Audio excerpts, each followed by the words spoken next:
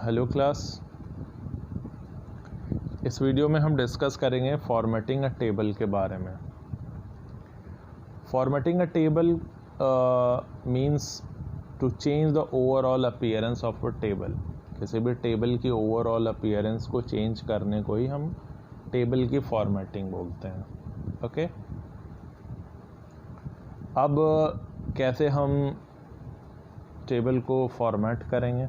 तो हमने एक टेबल को जो है क्या कर रहा है, क्रिएट कर रखा हुआ है और मैं इसको जो है फॉर्मेट करना चाह रहा हूँ। ठीक है, तो उसके लिए मैं क्या करूँगा, टेबल टूल्स में डिज़ाइन जो टैब है उसको क्लिक करूँगा। ओके, और उसके बाद जो है फिर ये जो टेबल स्टाइल ग्रुप है उसमें मैं जाऊँगा और जो डिज़ायर्ड स्टाइल है उसको मैं सेलेक्ट करूँगा। जैसे अभी हमारा ये सेलेक्ट है, फिर उसको इस वाले को हम सेलेक्ट करेंगे तो आपको जो उसकी स्टाइल है, ठीक है, वो डिफरेंट आपको मिलेंगे। फिर ये वाला मैं सेलेक्ट कर लेता हूँ अगर, तो आप देखेंगे कि इस टेबल के जो स्टाइल है अलग हो गए।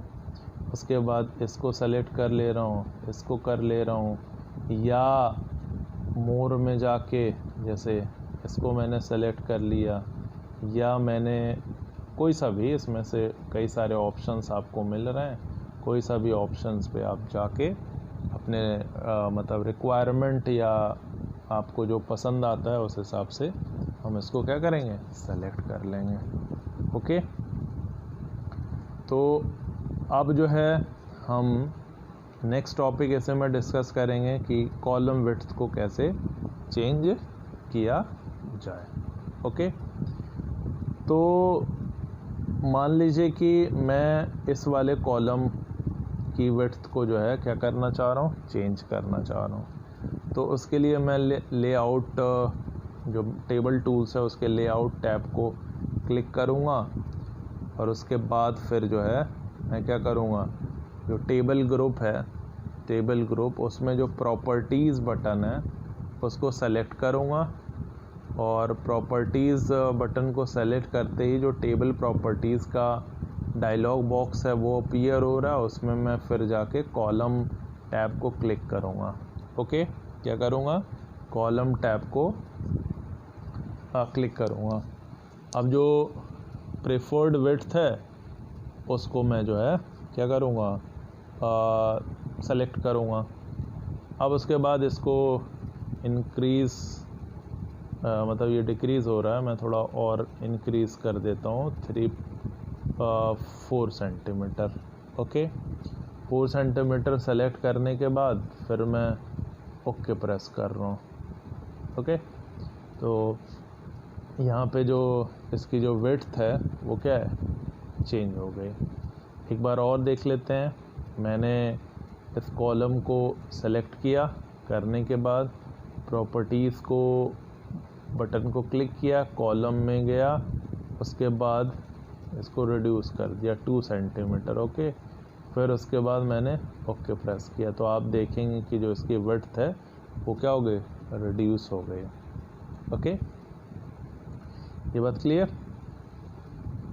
और रिड्यूस करनी है तो मान लीजिए कि प्रॉपर्टीज़ प्रेफर्ड विड्थ 1.5। ओके, तो ये देख रहे हैं कि इसकी विड्थ और कम हो गई। तो कैसे आप कॉलम की विड्थ को चेंज करेंगे ये आपको क्लियर हो गया। ओके, अब उसके बाद हम स्प्लिटिंग ऑफ सेल्स को देखेंगे। ठीक है, तो स्प्लिटिंग और सेल का मतलब होता है किसी भी सेल को तोड़ना। ठीक, अब जैसे ये आपका, मैंने एक सेल सेलेक्ट कर लिया, अब मैं इसको स्प्लिट करना चाह रहा हूँ।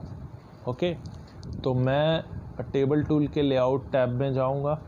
ओके, उसके बाद फिर जो हमारा यहाँ पे जो मर्ज ग्रुप है, क्या है, मर्ज ग्रुप, तो यहाँ पे आप मर्ज ग्रुप में जाएंगे तो यहाँ पे आपको स्प्लिट सेल्स बटन जो है वो सेलेक्ट करेंगे। ओके, तो यहाँ पे आप उस सेल को जिसको कि आप स्प्लिट करना चाह रहे हैं उसमें कितना कॉलम और कितना रो देना चाह रहे हैं ये आपको डिसाइड करना है। तो ये स्प्लिट सेल जो डायलॉग बॉक्स आपको अपीयर हो रहा है, तो वहाँ पे मान लीजिए कि उस सेल में मुझे 3 कॉलम और 2 रो चाहिए। कितने चाहिए? 2 रो चाहिए। तो मैंने इसको जो है डिफ़ाइन कर दिया, उसके बाद ओके प्रेस कर दिया। तो आप देखेंगे कि उस सेल को जिसको कि मैंने सेलेक्ट किया था वो 3 कॉलम और 2 रो में क्या हो गया? स्प्लिट हो गया। ओके, तो यहाँ पे हम किसी भी सेल को इसी तरीके से स्प्लिट कर लेंगे। उसके बाद अगला जो टॉपिक है वो है मर्जिंग सेल्स के बारे में। ठीक है, तो कभी कभी क्या होता है कि सेल जो होता है वो स्प्लिटेड फॉर्म में होता है। क्या होता है? अब जैसे ये वाला सेल है वो स्प्लिटेड है, मतलब इस सेल को अभी आपने 3 कॉलम और 2 रो में जो है स्प्लिट करा है, लेकिन हम ये चाह रहे हैं नहीं कि ये 3 रो और 3 कॉलम और 2 रो जो है वो ख़त्म हो जाए और वो एक सिंगल सेल में जो है क्या हो जाए? कन्वर्ट हो जाए। इसी को मर्जिंग ऑफ सेल्स कहते हैं। तो अब मैंने इसको क्या करा? सेलेक्ट कर लिया। उसके बाद लेआउट बटन को हमने टैब को प्रेस किया और करने के बाद फिर हम जो है मर्ज ग्रुप में जाके मर्ज सेल को हमने क्या करा? सेलेक्ट कर लिया। तो आप देखेंगे कि वो जो स्प्लिटेड सेल था वो अब क्या हो गया? एक सिंगल सेल में मर्ज हो गया। ओके, तो मेरे ख्याल से आपको ये कॉन्सेप्ट क्लियर हो गया होगा। तो इस वीडियो में